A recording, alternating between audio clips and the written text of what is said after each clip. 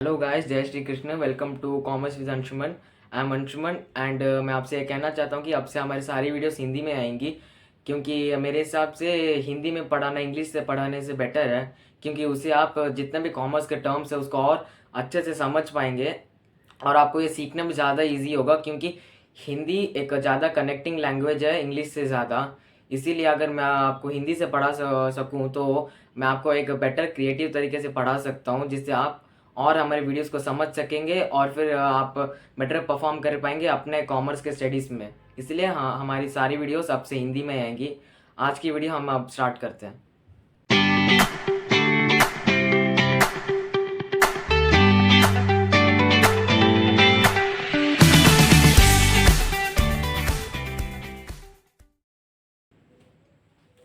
आज हम पढ़ने वाले हैं इकोनॉमिक्स। इकोनॉमिक्स का पहला चैप्टर इंट्रोडक्शन आज हम पढ़ने वाले हैं, जिसका पहला टॉपिक है माइक्रो इकोनॉमिक्स।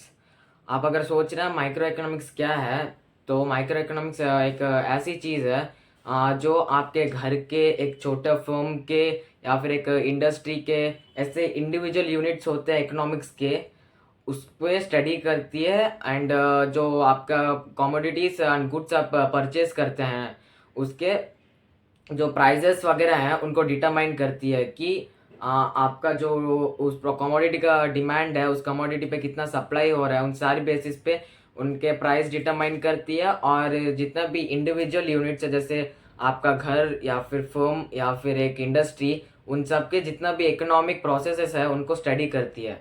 तो अगर हम इसको डिटेल में पढ़े तो देखिए, Microeconomics is that branch of economic theory which deals with the economic behavior of individual economic units of an economy, such as individual households, individual firms, or industries, pricing of a commodity, etc. अगर आप जाने तो ये है micro economics का definition है, लेकिन आप अगर इसको और इजी तरीके से समझना चाहते हैं तो फिर ये आपको एज ए होल उतना बड़ा पढ़ने की ज़रूरत नहीं है। जो क्रिटिकल वर्ड्स है आप उसको चेंज भी कर सकते हैं। जैसे फॉर एग्जांपल माइक्रो इकोनॉमिक्स से लेकर इज दैट ब्रांच ऑफ को काट के इकोनॉमिक थियोरी से लेकर विच तक अगर आप काट दे तो फिर आपका आंसर बस इतना ही बच जाता है कि micro economics deals with the economic behaviour को आप हटा के सिंपल तरीके से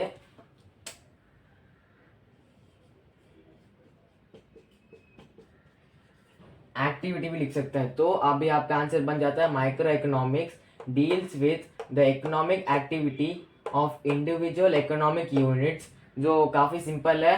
ये इंडिविजुअल इकोनॉमिक यूनिट्स आकर individual households, individual firms, industries and pricing of a commodity etcetera होते हैं। जो जब एक इकोनॉमी में ऐसे individual households, individual firms, इन सबके जो इकोनॉमिक एक्टिविटी है, जिस चीज़ से ये डील करते हैं, उस चीज़ को माइक्रो इकोनॉमिक्स कहा जाता है। माइक्रो इकोनॉमिक्स को प्राइस थियरी भी कहा जाता है, क्योंकि माइक्रो इकोनॉमिक्स जितना भी प्राइस डिटर्मिनेशंस है उनसे डील करता है। फॉर एग्जांपल, आपके घर में आया हुआ आटा, दाल, चावल कुछ भी हो, उसका भाव अगर आप मान के चल 25 रुपया है, तो आपके मन में ख्याल आता है कि ये 30 रुपया क्यों नहीं है, 15 क्यों नहीं है, 25 ही क्यों है। तो ऐसे जो स्टडीज होते हैं ना रिलेटिव गुड्स के, जैसे वीट, क्लोथ, ये रिलेटिव गुड्स है, उसके प्राइस डिटर्मिनेशन के बारे में, और साथ साथ जो प्रोडक्शन होते हैं उनके फैक्टर्स जैसे होते हैं रेंट, वेजेस एंड इंटरेस्ट वगैरह, उनका कितना रेंट लेना है, कितना वेजेस देना है, कितना परसेंटेज ऑफ इंटरेस्ट लाइन्स, इन सारी चीज़ों का जब स्टडी होता है, इसको प्राइस डिटर्मिनेशन भी कहा जाता है। और प्राइस डिटर्मिनेशन माइक्रो इकोनॉमिक्स का अंडर आता है, इसलिए माइक्रो इकोनॉमिक थियरी को प्राइस थियरी भी कहा जाता है। माइक्रो इकोनॉमिक का कुछ एग्जांपल्स ऐसे है कि एक इंडिविजुअल का इनकम और कंजप्शन कितना है, like individuals income and consumption. आपके घर में कितना इनकम है और आपके घर में जितना भी इनकम है उस इनकम से टोटल कितना कंज्यूम किया जा रहा है बाकी चीज़ों को, वैसे। और एक कमोडिटी जैसे ये चीज़ हो गया, एक पेन हो गया या टेबल हो गया वगैरह, उसका आपके घर में कितना डिमांड है और उस डिमांड के हिसाब से उसका कितना सप्लाई हो रहा है, ये चीज़ भी माइक्रो इकोनॉमिक्स के अंडर आता है। और मैंने जैसे पहले ही बोला कोई भी प्रोडक्ट हो, अगर वो आपके घर में आता है तो उसका कितना प्राइस होना चाहिए, ये भी माइक्रो इकोनॉमिक्स डिटरमाइन करता है। Microeconomics mainly refers to the analysis of scarcity and choice problems facing a single economic unit like a producer or consumer। आप अगर सोचे कि इस स्टेटमेंट का मतलब क्या है तो आप समझ सकते हैं कि ह्यूमन वांट्स अनलिमिटेड है, पर उनको फुलफिल करने के लिए जितने भी रिसोर्सेस है वो लिमिटेड ही है, जिसकी वजह से स्कैरसिटी पैदा होती है। जिस स्कैरसिटी की वजह से गुड्स के दाम जो है बढ़ते घटते रहते हैं। तो उस बीच जब गुड्स के दाम बढ़ते हैं, आपको चॉइसेस करने पड़ते हैं कि ये चीज़ ले या ना ले। तो फिर जब ऐसे चॉइसेस आते हैं ना, तो फिर जब एक प्रोड्यूसर या फिर एक कंज्यूमर जब ऐसे स्कैरसिटी के टाइम पे अपने चॉइस करते हैं अपने प्रॉब्लम्स को लेकर कि हमें ऐसे प्रॉब्लम है स्कैरसिटी की वजह से, उस बीच हमको डिफरेंट गुड्स के बीच चॉइस करना है कि हमें ये चाहिए या वो चाहिए।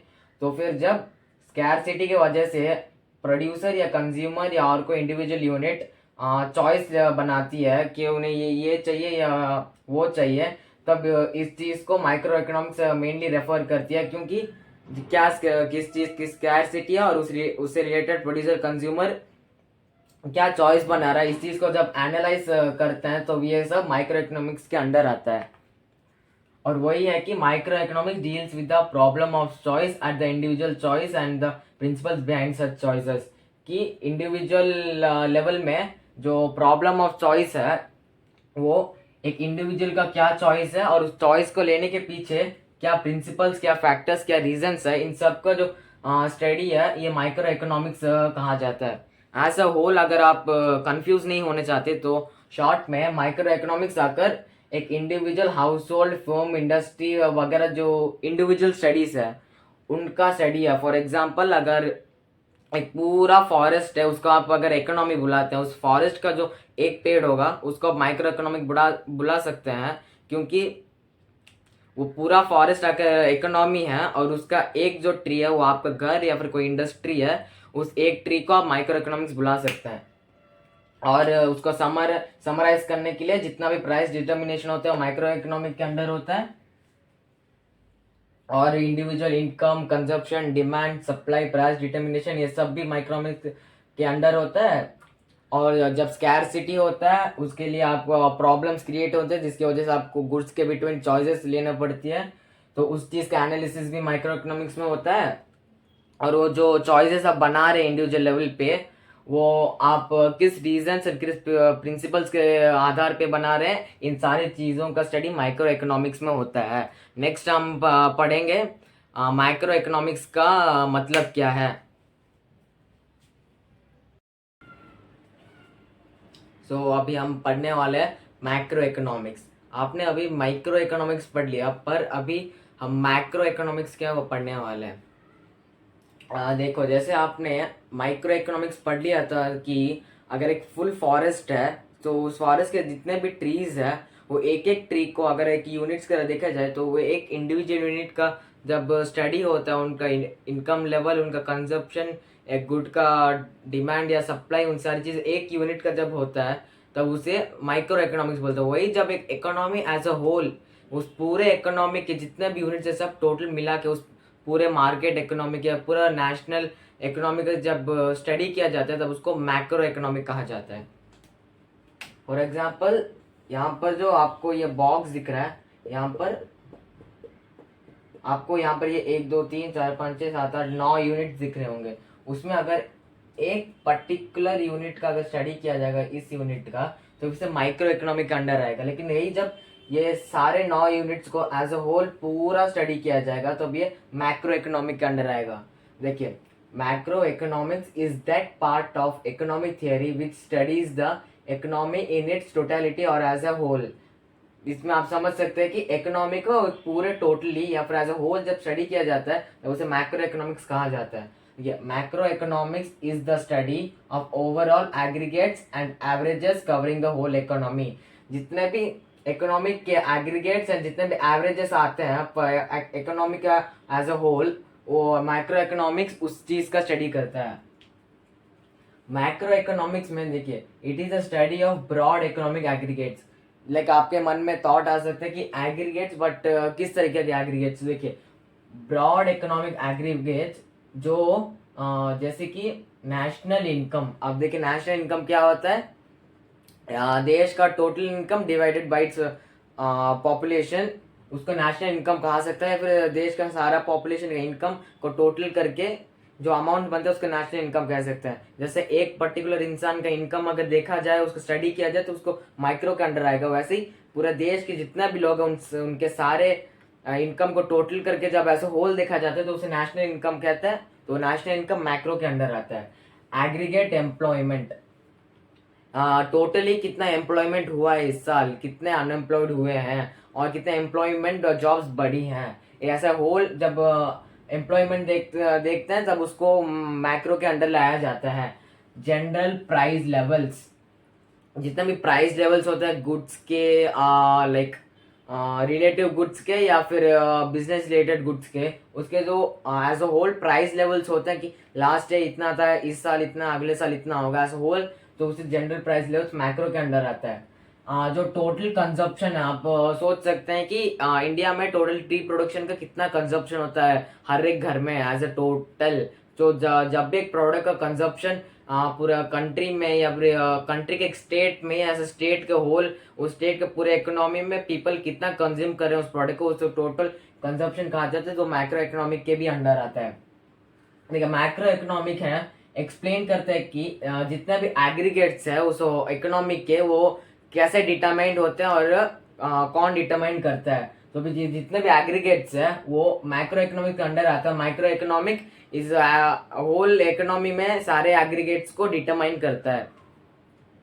नेक्स्ट की macro economics is also known as theory of income and employment. जैसे माइक्रो इकोनॉमिक को प्राइस थियरी कहा जाता था, वैसे ही मैक्रो इकोनॉमिक को theory of income and employment कहा जाता है। क्यों? क्योंकि जैसे आपने देखा, नेशनल इनकम और एग्रीगेट एम्प्लॉयमेंट एडेड हुआ था मैक्रो इकोनॉमिक में, because macro as a whole पूरा इकोनॉमी का स्टडी करता है। इसीलिए मैक्रो इकोनॉमिक जो है level of income and employment के अराउंड ही रिवॉल्व करता है। कितना एम्प्लॉयमेंट हुआ है, कितना इनकम हुआ है, उस चीज से लेकर कितना एम्प्लॉयमेंट्स उनके थ्रू कितने भी गुड्स का सेल एंड कंजप्शन हुआ है।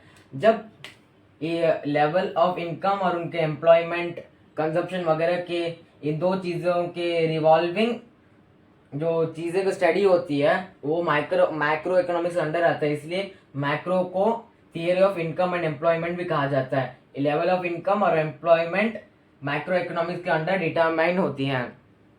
सो हमने माइक्रो इकोनॉमिक्स देखा और मैक्रो इकोनॉमिक्स देखा। अब हम उन दोनों के बीच क्या डिफरेंस है वो देखने जाएंगे। सो अभी हम देखेंगे माइक्रो इकोनॉमिक्स और मैक्रो इकोनॉमिक्स के बीच का डिफरेंस इन डेप्थ और एक टैबुलर फॉर्म में।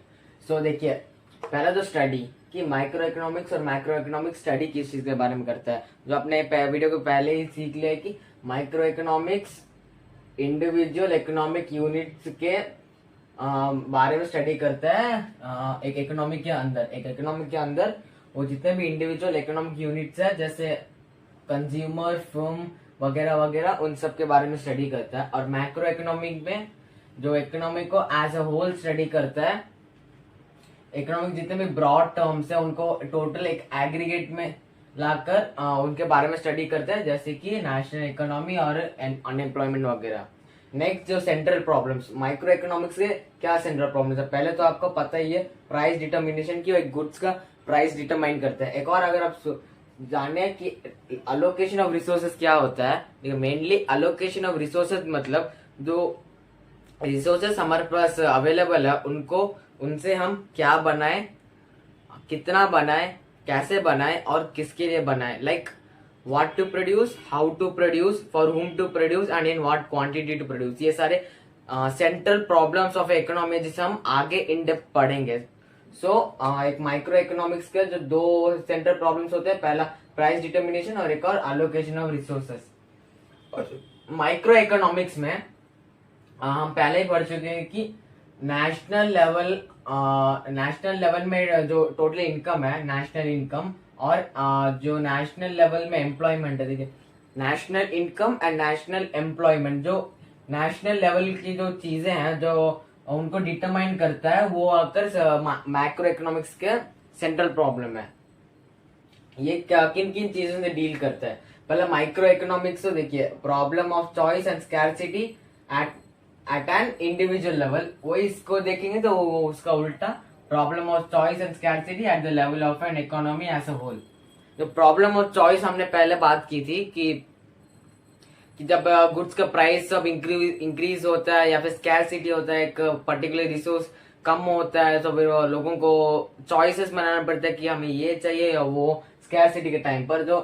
तो फिर जब इंडिविजुअल लेवल पर चॉइसेस हुआ, चॉइसेस को चूज किया जाता है, तो फिर माइक्रो इकोनॉमिक्स इस चीज के साथ डील करता है। और जब economy as a whole choices को डील करता है, तो फिर मैक्रो इकोनॉमिक्स इसको डील करता है।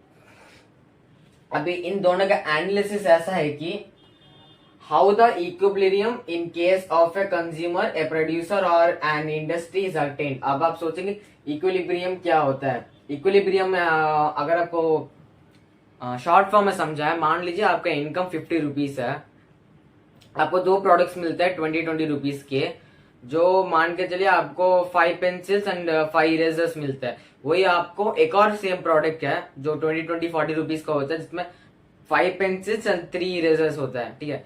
तो जिसमें 5 पेंसिल्स एंड 5 इरेजर्स होता है सेम प्राइस में, तो आप ऑब्वियसली वही लेंगे।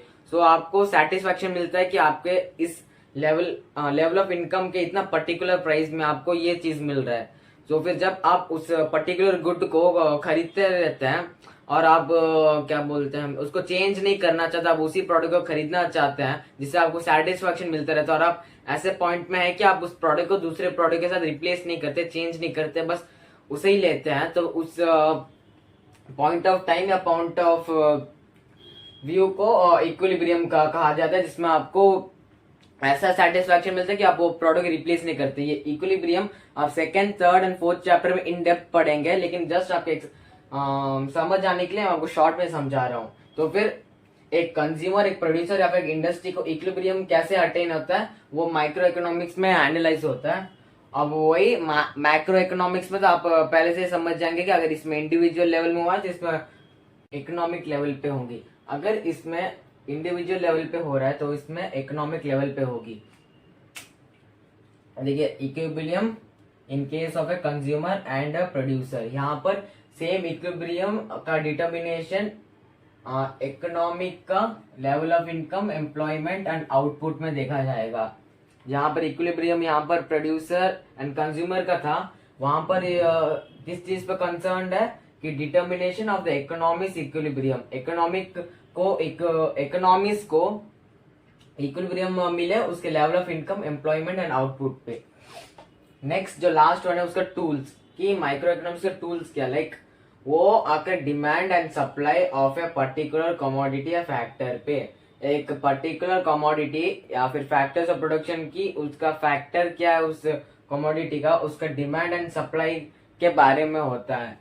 और वही अगर माइक्रो इकोनॉमिक्स देखेंगे तो वो उसका उल्टा, यहाँ पर अगर इंडिविजुअल लेवल, यहाँ पर एक एग्रीगेट लेवल पे की डिमांड का एग्रीगेट एंड सप्लाई का aggregate in the whole economy. सब आप इससे बहुत इजीली समझ सकते हैं कि कोई भी चीज अगर माइक्रो से रिलेटेड है तो एक इंडिविजुअल लेवल पे होगा, और अगर वो मैक्रो से रिलेटेड है तो फिर वो एक इकोनॉमी से एज अ होल इकोनॉमी से रिलेटेड होगा।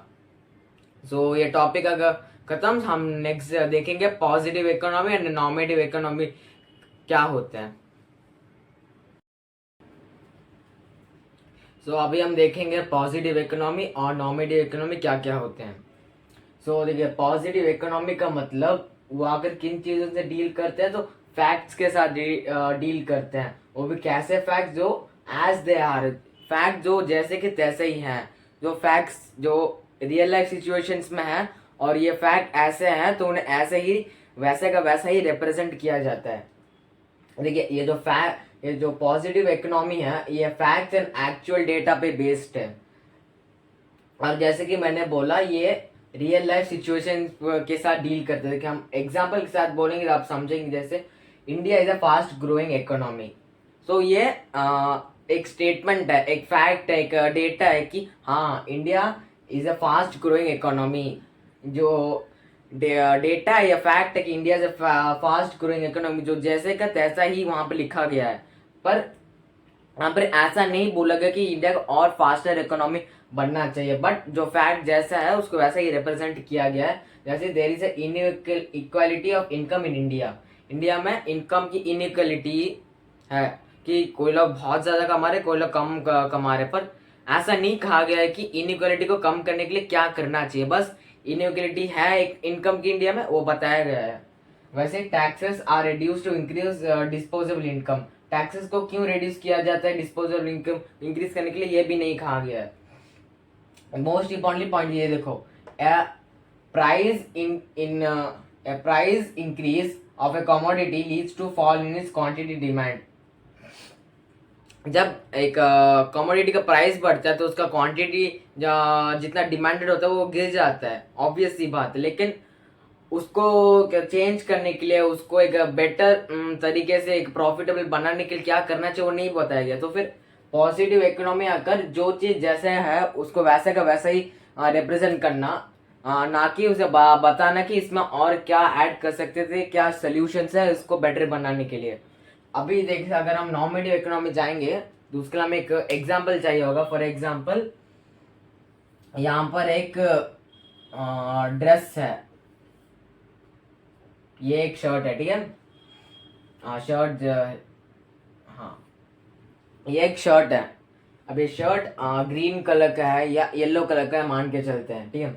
तो ये शर्ट रियल लाइफ सिचुएशन है, उसमें एक एक्चुअल डेटा की शर्ट येलो कलर का, और ये फैक्ट है कि एक शर्ट है। तो फिर ये शर्ट ऐसे जैसा है वैसे का वैसे उसको रिप्रेजेंट किया जा रहा है कि शर्ट आकर येलो कलर का और ये एक शर्ट है। ये आकर पॉजिटिव इकोनॉमी। अगर हम नॉर्मेटिव इकोनॉमी जाएंगे तो उसमें इसमें अगर इसको कैसे बेटर बना सकते हैं उसका सोल्यूशन दिया जाएगा। फॉर एग्जाम्पल अगर ये येलो कलर का शर्ट है, अगर ये यही सेम शर्ट अगर रेड कलर का होता तो और बेटर होता या और बेटर प्राइस में बिक सकता था। तो फिर जो चीजें एक वैल्यू जजमेंट देती हैं, या फिर ये जो चीज है वो ऐसा है और उसको वैसे का वैसा रिप्रेजेंट करने के बजाय ये जो ऐसा है इसको ऐसा ना होकर और एक तरीके से वैसा होना चाहिए था।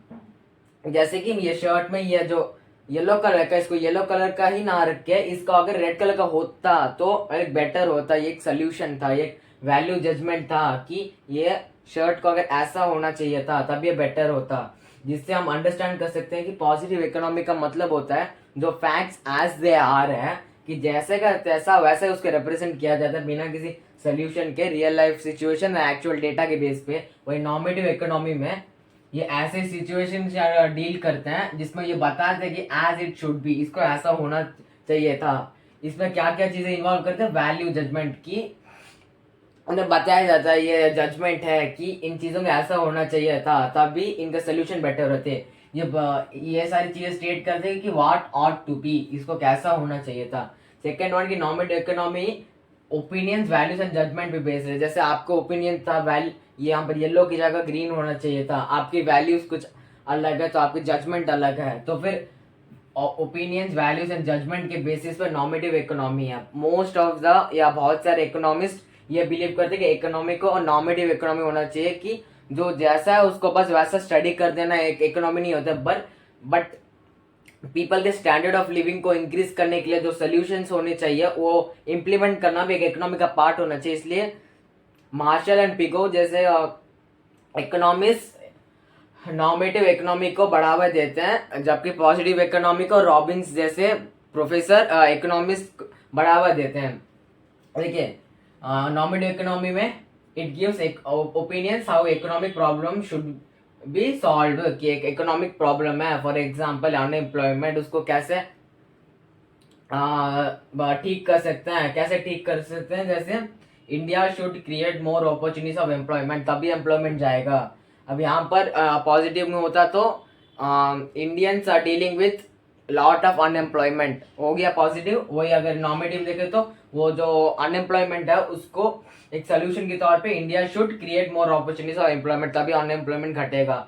सो पॉजिटिव इकोनॉमी में एज इट इज बोल दिया जाता है कि ये ऐसा नॉर्मेटिव में इसमें बोला जाता है कि एज इट इज ऐसा ही नहीं रहना चाहिए, इसको सोल्यूशन जैसे कि ऐसा बनना चाहिए। जैसे यहाँ पर देखो ए प्राइस इंक्रीज ऑफ, यहाँ पर प्राइस लिख दिया बट यहाँ पर प्राइस नहीं आएगा बल्कि a price increase of a commodity. तो यहाँ पर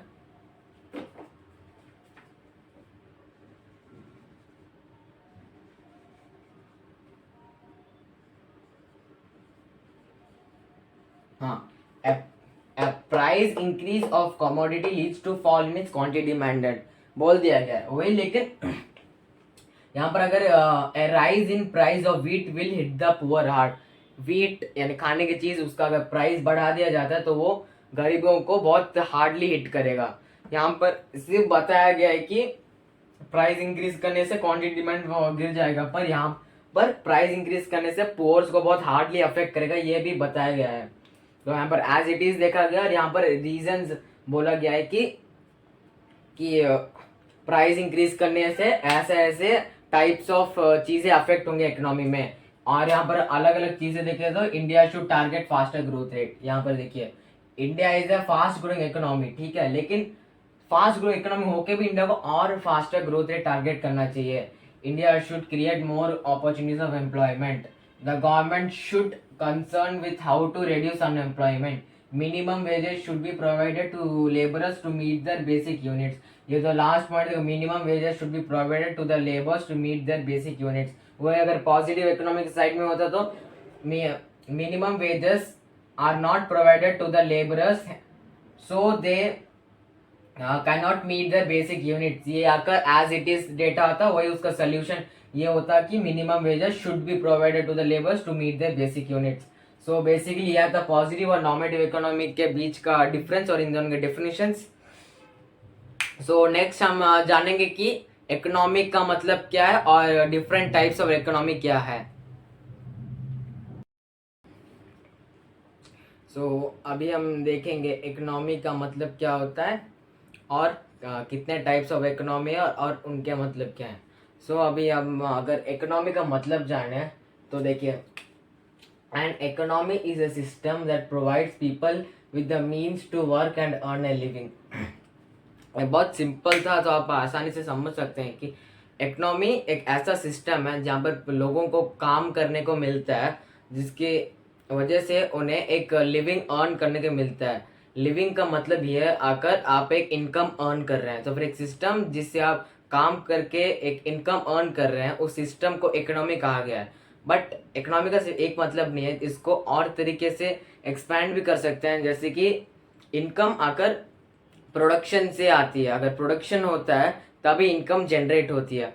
और इन जगहों जहाँ पर प्रोडक्शन होता है उन्हें प्रोडक्शन यूनिट्स कहते हैं। तो फिर स्पेसिफिकली जब एक जितना भी प्रोडक्शन यूनिट्स है उनको एंटायरली एज अ होल एक जोग्राफिकल एरिया के अंदर देखा जाता है, तो उस एरिया के टोटली कितने प्रोडक्शन यूनिट्स है उन सबको कैलकुलेट करके उस जगह की एक इकोनॉमी बनाई जाती है। जैसे देखिए all production units located within a geographical area by which people get their living are collectively called as economy।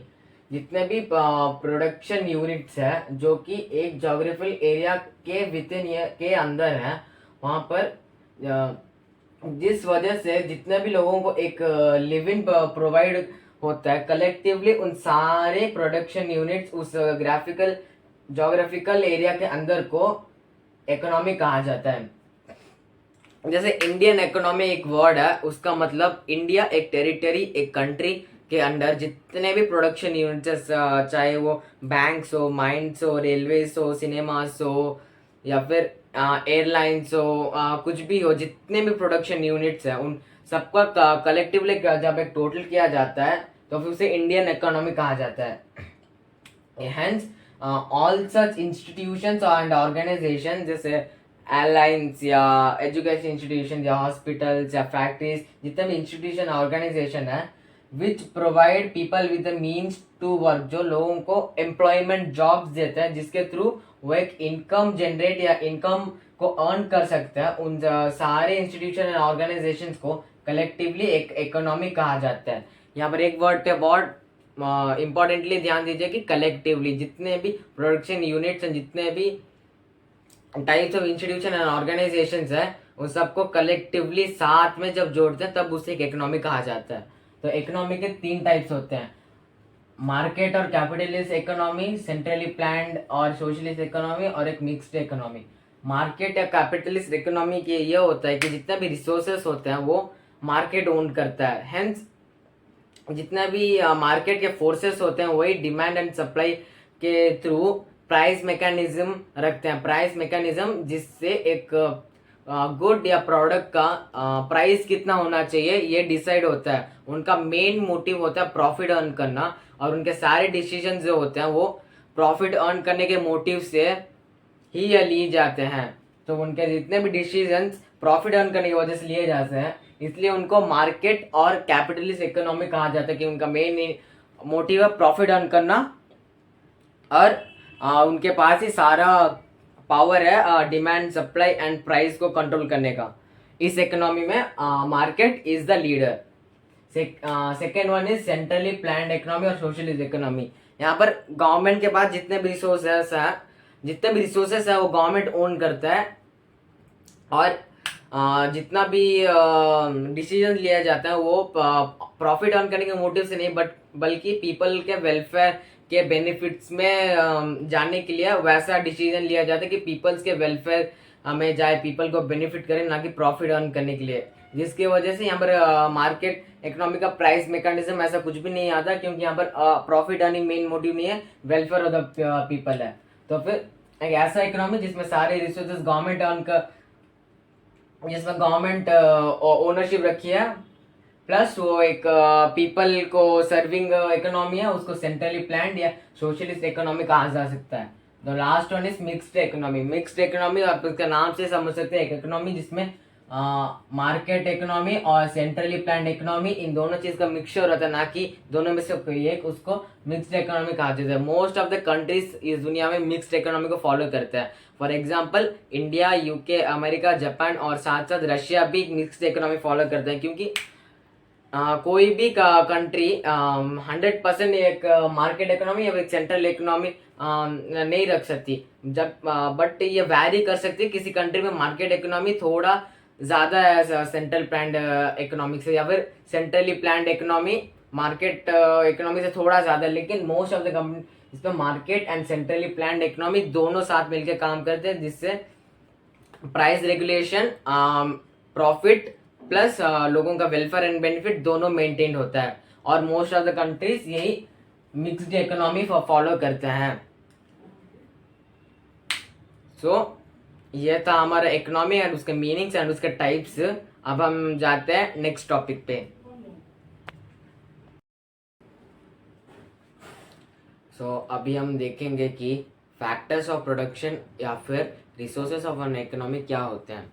देखिए, जो भी चीज़ है, कोई भी चीज़ है जो production of goods and services में काम आती है, उन्हें इनपुट्स कहा जाता है। इनपुट्स 2 टाइप्स के होते हैं, primary inputs and secondary inputs. Secondary inputs में मोस्टली नॉन ड्यूरेबल इनपुट जैसे रॉ मटेरियल्स ही यूज़ होते हैं, और प्राइमरी इनपुट्स में प्राइमरी इनपुट्स को फैक्टर इनपुट भी कहा जाता है, क्योंकि जितना भी primary inputs goods and service के प्रोडक्शन में रिक्वायर्ड होते हैं उन सबको फैक्टर्स ऑफ प्रोडक्शन कहा जाता है। प्राइमरी इनपुट्स को ही फैक्टर्स ऑफ प्रोडक्शन कहा जाता है, क्योंकि प्राइमरी इनपुट्स अगर फैक्टर इनपुट्स है, और जितने भी गुड्स एंड सर्विसेज के प्रोडक्शन होते हैं मेनली फैक्टर इनपुट्स ही काम आते हैं उसमें। हेंस प्राइमरी इनपुट्स को फैक्टर्स ऑफ प्रोडक्शन कहा जाता है, और जैसे कि आप जानते हैं फैक्टर्स ऑफ प्रोडक्शन को ही रिसोर्सेज ऑफ एन इकोनॉमी कहा जाता है। तो ये वाले रिसोर्सेज बाकी रिसोर्सेज अलग है, क्योंकि जो भी चीज़ एंड इकोनॉमी को बनाने में काम आते हैं उसे रिसोर्सेज ऑफ एन इकोनॉमी कहते हैं। इकोनॉमी मतलब प्रोडक्शन यूनिट से इनकम जनरेट होकर लोगों को लिविंग मिलता है। उन प्रोडक्शन यूनिट्स में जितने भी रिसोर्सेज काम आते हैं उन्हें फैक्टर्स ऑफ प्रोडक्शन या फिर प्राइमरी इनपुट्स या फिर फैक्टर इनपुट्स कहा जाता है, जिसके थ्रू जितने भी रिसोर्सेस है या यहाँ पर रिसोर्सेस आकर वो गुड्स एंड सर्विस है जो दूसरे गुड्स एंड सर्विस को बनाने में हेल्प करते हैं। जैसे फॉर एग्जांपल ट्रीज का बार्क से आप पेपर्स बनाते हैं, तो यहाँ पर ट्री एक गुड है जिसके थ्रू आप एक पेपर बनाते हैं जो भी एक गुड है। Hence resources are goods and services which are used to produce other goods and services. These goods and services are of 4 types: this goods and services you can also say that कि जितने भी factors of production है वो चार types के हैं, या फिर रिसोर्सेज ऑफ एन इकोनॉमी चार टाइप्स के हैं। पहला आकर लैंड। लैंड मतलब नेचर के दिए हुए जितने भी फ्री गिफ्ट्स है, लाइक वाटर एंड नहीं, वाटर, लैंड, या फिर मिनरल्स, या फिर लॉट ऑफ थिंग्स जो हमें नेचर के थ्रू मिलते हैं, फॉरेस्ट, ट्रीज एंड एक्सेट्रा, कुछ भी वो आकर लैंड के अंडर आते हैं। नेक्स्ट पॉइंट आता है लेबर। जैसे लैंड में जितने भी नेचर के फ्री गिफ्ट्स है वो इंक्लूडेड होते हैं। वो लेबर में जितने भी का ह्यूमन का अपना कंट्रीब्यूशन होता है, कि जितने भी ह्यूमन रिसोर्सेस होते हैं, जब ह्यूमन का उसमें कंट्रीब्यूट होता है मेंटली या फिजिकली, जिससे वो इनकम अर्न कर सके, उसे लेबर कहा जाता है। उन लेबर्स को या वेजेस या सैलरी के थ्रू में पे किया जाता है, जिससे उनको इनकम आता है। नेक्स्ट आता है कैपिटल। कैपिटल एक ऐसा है कि जितने भी मैन मेड ऑब्जेक्ट्स है वो आके प्रोडक्शन में यूज होता है। फॉर एग्जांपल टूल्स या मशीनरी, ये आके कैपिटल होते हैं जो मैन मेड होते हैं, जो प्रोडक्शन में काम आते हैं। और नेक्स्ट एक एंटरप्रेन्योर। एंटरप्रेन्योर या एंटरप्रेन्योर जो भी है, एंटरप्रेन्योर एक ओनर है उस बिजनेस का, जो बिजनेस को मैनेज करता है और जितना भी बिजनेस रिलेटेड रिस्क है वो अपने अंडर लेता है, और प्रोडक्शन को एंड बाकी चीज़ों को ऑर्गेनाइज करता है, ताकि फैक्टर्स ऑफ प्रोडक्शन जितने भी सारे हैं उन सबको मिला के वो एक बिजनेस ऑर्गेनाइज कर सके, सारे रिस्क को अपने अंडर लेके और बिजनेस कंडक्ट कर सके। सो इन सब चीज़ को मिला के फैक्टर्स ऑफ प्रोडक्शन चार होते हैं। लैंड, नेचर के जितने भी फ्री गिफ्ट है लाइक फॉरेस्ट, मिनरल्स एक्सेट्रा। उसके बाद लेबर, जिसमें ह्यूमन का मेंटली या फिजिकली यूज होता है, जिससे ह्यूमन को इनकम अर्न होता है वेज या सैलरी के थ्रू। थर्ड इज कैपिटल, जितने भी मैन मेड ऑब्जेक्ट प्रोडक्शन में काम आते हैं लाइक टूल्स या मशीनरी, वो कैपिटल होते हैं। एंड फोर्थ एंटरप्रेन्योर, जो एक ओनर होता है जो बिजनेस को मैनेज एंड रन करता है, जिसके थ्रू सारे रिस्क को अपने अंडरटेक करता है प्रोडक्शन में, और बाकी फैक्टर्स ऑफ प्रोडक्शन को ऑर्गेनाइज करता है। लास्टली अगर फैक्टर्स ऑफ प्रोडक्शन और रिसोर्स ऑफ इकोनॉमी को शॉर्टली ब्रीफली समराइज करके जाने तो production of goods and services is the result of combined efforts of factors of production, land, labour, capital और enterprise which are broadly called resources of an economy. जब भी goods and services का production होता है, जो आकर सारे factors of production, land, labour, capital, enterprise का रिजल्ट है गुड्स एंड प्रोडक्शन, इस प्रोसेस को broadly resources of an economy कहा जाता है। सिंपली कहे तो जैसे चार फैक्टर्स ऑफ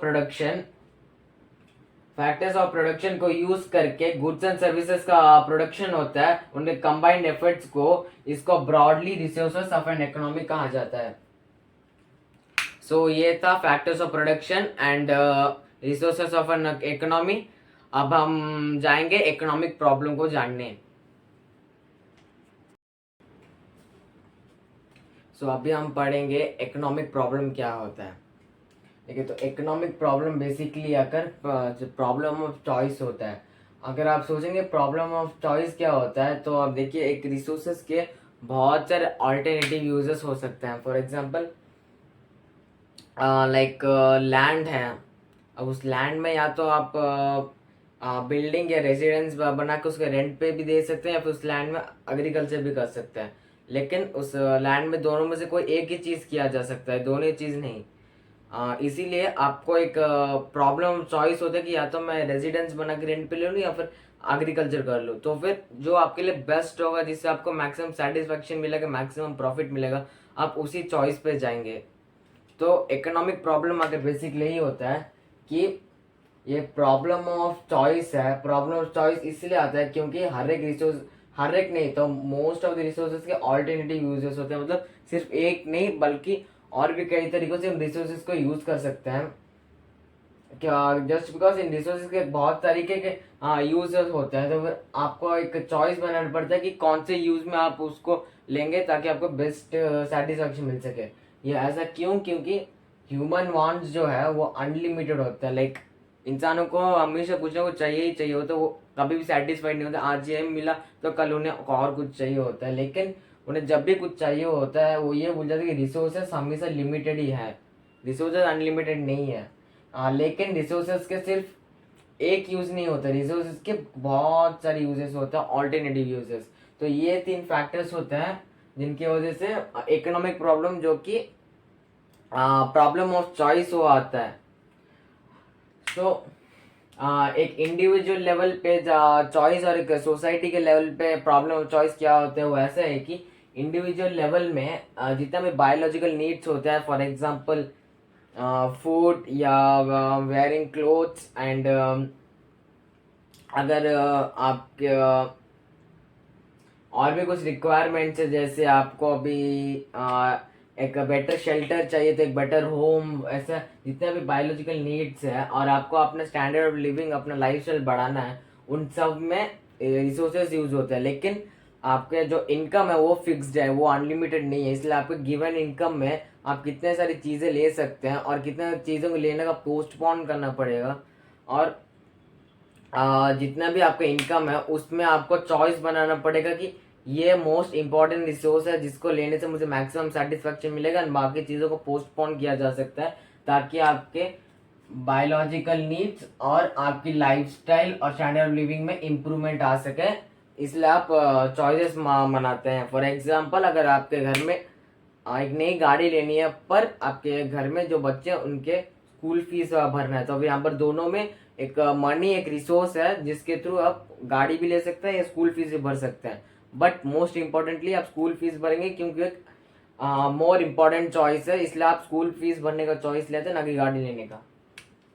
सेकेंड वन है कि सोसाइटी के लेवल में चॉइसेस क्या होता है। एक सोसाइटी को अपने सोसाइटी वेलफेयर के लिए बहुत सारी चीज़ें चाहिए होती है, जैसे houses, roads, canals, drainage and mines and lot of things, कि वो सोसाइटी का डेवलपमेंट एंड ग्रोथ हो सके। तो फिर जब जितना सोसाइटी को सारी चीज़ें बनाने पड़ती हैं, जैसे इलेक्ट्रिसिटी को सप्लाई करने के लिए towers and then bridges and सब कुछ उन्हें बनाना है, पर उनके भी गिवन इनकम या जो उनका पास पैसा है वो लिमिटेड होता है। इसलिए उस टाइम में उस एरिया में जो चीज़ मोस्ट इम्पोर्टेंट होता है पहले उसको वैल्यू दिया जाता है, और उसी का चॉइस लेकर वो चीज़ पहले बनाया जाता है। तो इंडिविजुअल और सोसाइटी में जो मोस्ट इम्पोर्टेंटली आपका लेवल ऑफ इनकम है, उससे आप चॉइस बनाते हैं कि हमें क्या चाहिए। और अगर आप देखें तो making choices among alternative uses of available resources in order to obtain maximum aggregate satisfaction. So इस ये एक 2 लाइंस में इकोनॉमिक प्रॉब्लम डिस्क्राइब हो गया है कि अवेलेबल रिसोर्सेज के जितने भी ऑल्टरनेटिव यूजेस है, अलग अलग तरह के यूजेस है, उसमें जब हम चॉइसेस बनाते हैं ताकि हमें मैक्सिमम सेटिस्फैक्शन मिले, उसे इकोनॉमिक प्रॉब्लम कहा जाता है। और फर्दर अगर हम जाने तो economic problem is the problem of allocation of resources और making choices among alternative uses of resources. देखिए, जैसे रिसोर्सेज के ऑल्टरनेटिव यूजेस है, उनमें चॉइसेस बनाने को इकोनॉमिक प्रॉब्लम कहा जाता है, या फिर the problem of allocation of resources. अब अलोकेशन ऑफ रिसोर्सेज को हम ऐसा भी देख सकते हैं, जो रिसोर्सेस है उससे हम क्या बनाएं, कितना बनाएं, किसके लिए बनाएं और किस तरीके से बनाएं। तो फिर ये आकर central problems of an economy में आता है, उनके कॉजेस में आते हैं, जो हम फर्दर पढ़ेंगे। लेकिन अभी इकोनॉमिक प्रॉब्लम आप समझ सकते हैं कि ह्यूमन वांट्स अनलिमिटेड होते हैं, रिसोर्सेज लिमिटेड होते हैं, और उनका ऑल्टरनेटिव यूजेस होते हैं। नहीं, ऑल्टरनेटिव यूजेस के चलते आपके लिमिटेड इनकम में आपको क्या मैक्सिमम सेटिस्फैक्शन मिलेगा, उसके लिए आप चॉइसेस बनाते हैं दो डिफरेंट यूजेस या दो डिफरेंट रिसोर्सेस में। उन प्रॉब्लम के चॉइस को ही इकोनॉमिक प्रॉब्लम कहा जाता है। सो इकोनॉमिक प्रॉब्लम का मतलब ये होता है। अब हम जाएंगे नेक्स्ट टॉपिक पे। अभी हम देखेंगे कि जो इकोनॉमिक प्रॉब्लम है उनके कॉजेज क्या है, तो क्या क्या चीज़ें हैं जो एक इकोनॉमिक प्रॉब्लम को कॉज करती हैं, मतलब उनके रीजंस क्या है कि इकोनॉमिक प्रॉब्लम होती है। पहला तो हम जो प्रीवियस टॉपिक में पढ़े थे कि ह्यूमन वांट्स आर अनलिमिटेड, जो अनलिमिटेड वांट्स लेकिन रिसोर्सेस लिमिटेड होते हैं और रिसोर्सेस के ऑल्टरनेटिव यूजेस होते हैं, उनको हम थोड़ा डीपली देखेंगे. For example, multiplication of human wants is the basic fact of life. There is no end to human wants. Human wants का कोई एंड नहीं होता है और ह्यूमन वांट्स मल्टीप्लाई होते रहता है. जैसे उन्हें एक चीज़ सेटिस्फैक्शन मिलती है, उन्हें वैसे एक दूसरी चीज़ की तरफ जाना होता है कि अभी मुझे ये चाहिए. और वो जो भी सारी चीज़ें वो कहीं ना कहीं कैसे ना कैसी भी एक रिसोर्स से बनी होती है. लेकिन एक टाइम ऑफ अर्जेंसी जब होता है कि हमें इमीडिएटली इस रिसोर्स का हमें अवेलेबिलिटी चाहिए, तब हमारा माइंडसेट चेंज हो जाता है. इसीलिए जब हमें मोस्ट इम्पॉर्टेंट रिसोर्सेज मिलते हैं, सिर्फ तभी हम उन्हें यूज़ करते हैं, बाकी को हम पोस्टपोन कर देते हैं. लेकिन फिर भी ह्यूमन वांट्स आर अनलिमिटेड, जिसे हम नेग्लेक्ट नहीं कर सकते. जो सेकेंड वन है कि limited resources. Goods and services which satisfy human wants are produced by an economy with its resources. Such resources are limited. कोई भी इकोनॉमी है उसमें प्रोडक्शन यूनिट्स होते हैं. प्रोडक्शन यूनिट्स में फैक्टर इनपुट्स होते हैं. फैक्टर इनपुट्स मतलब प्राइमरी इनपुट जो होते हैं factors of production. Factors of production चार होते हैं: land, labour, capital and entrepreneur. Entrepreneur को छोड़ के and sometimes capital and labour, sometimes in चीज़ों को छोड़ के. लेकिन जो मेन इंपॉर्टेंट चीज़ होता है लैंड, जो नेचर के सारे रिसोर्सेस होते हैं, वो हमेशा एक लिमिटेड क्वांटिटी में ही होता है. अगर ये जो रिसोर्सेस है वो अनलिमिटेड क्वांटिटी में होता है तो प्रॉब्लम ऑफ चॉइस कभी होता ही नहीं, क्योंकि अनलिमिटेड रिसोर्सेज है जिससे अनलिमिटेड प्रोडक्शन हो सकता था. हैंस इकोनॉमिक प्रॉब्लम कभी होता ही नहीं, लेकिन रिसोर्सेज लिमिटेड ही होते हैं. The third one is that alternative uses of resources. Resources के कितने भी टाइप से यूज हो जाए, लेकिन उन्हें एक बार में एक ही चीज पे यूज हो सकते हैं. देखिए, the resources can not be used for more than one purpose even though it has multiple resources. It has multiple uses, not multiple resources.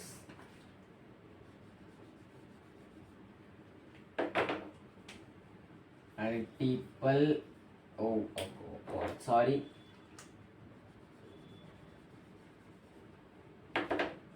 Multiple users. Handwriting में मत जाइए.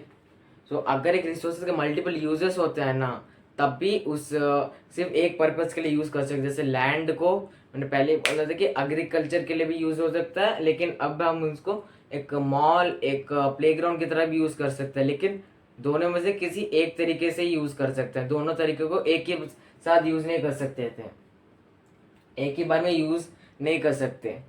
सो नेक्स्ट है कि the problem of scarcity. Scarcity अगर ऐसा है कि scarcity आप सोचते होंगे स्कैरसिटी मतलब किसी एक चीज का लैग, किसी एक चीज का शॉर्टेज. लेकिन इकोनॉमी में स्कैरसिटी का मतलब ऐसा होता है कि एक बस लिमिटेड सप्लाई होता है. उसका डिमांड से अगर उनका कंपेयर करें तो अगर डिमांड अगर 100 यूनिट्स का है तो उसका सप्लाई बस 50 यूनिट्स का ही हो रहा है. हेंस उस प्रोडक्ट का स्कैरसिटी है. ये देखिए, scarcity means limited supply of a commodity in relation to its demand. तो डिमांड के कंपैरिजन में जो सप्लाई है वो कम होता है, इस तभी इकोनॉमिक लेवल में उसे स्कैरसिटी कहा जाता है. और नेक्स्ट है कि इस सबको अगर हम समराइज करें तो हम ऐसा बोल सकते हैं कि scarcity of resources having alternative uses in relation to its unlimited wants give rise to an economic problem. इसको अगर हम ब्रेक डाउन करके एक सिंपल वर्ड्स में समझे कि आप समझ सके, वैसे कि scarcity of resources जिसे हम बोल सकते हैं लिमिटेड रिसोर्सेस, कि रिसोर्सेस के स्कैरसिटी है, रिसोर्सेस कम है, और उन कम रिसोर्सेस के जो अल्टरनेटिव अलग अलग डिफरेंट टाइप्स ऑफ यूजेस है इन रिलेशन टू, अगर ह्यूमंस का अनलिमिटेड वांट्स से कंपेयर करें तो इकोनॉमिक प्रॉब्लम को कॉज करते हैं. अभी हम उसे एक लाइन में एक समरी में अगर समझे तो ह्यूमन वांट्स अनलिमिटेड है, यहाँ पर रिसोर्सेज की स्कैरसिटी है. उन रिसोर्सेज स्कैरसिटी होने के साथ उन रिसोर्सेज के अलग अलग डिफरेंट यूजेस है. सो वांट्स अनलिमिटेड होने के नाते जो लिमिटेड रिसोर्सेज के जो डिफरेंट टाइप ऑफ यूजेस है, तो जो यूज उनको 100% मैक्सिमम सेटिस्फैक्शन देगा वो उसी यूज को यूज करेंगे. हेंस ये रिसोर्सेस लिमिटेड होने के नाते, उनका बहुत सारे ऑल्टरनेटिव यूजेस होने के नाते जितना भी अनलिमिटेड वांट्स है ह्यूमन का, ये 3 क्राइटेरिया इकोनॉमिक प्रॉब्लम को राइज करते हैं। तो as a whole, unlimited wants, limited resources and alternative uses of resources are the causes of economic problem. So हमारा वीडियो आज यहाँ पर ख़त्म होता है। होप से आपको हमारी वीडियो पसंद आई होगी, और कोई भी डाउट हो तो उसे कमेंट ज़रूर कीजिए, एक लाइक और शेयर कर दीजिए, और हमारे चैनल को सब्सक्राइब कर दीजिए और बेल आइकन क्लिक कर दीजिए। राधे राधे।